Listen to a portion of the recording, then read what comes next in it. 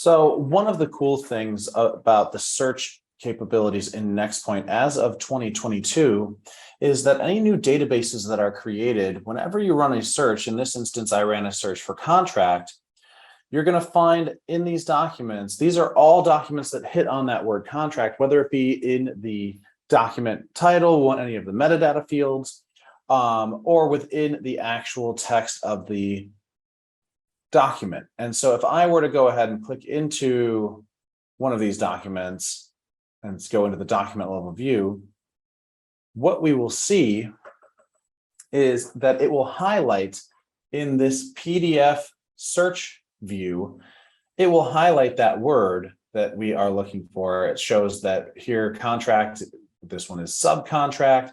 I can go to the different instances. It looks like there are 45 matches in this individual document. So contractor, jump, contract. Let's go ahead and say, let's search for something different within here and search for the word direct.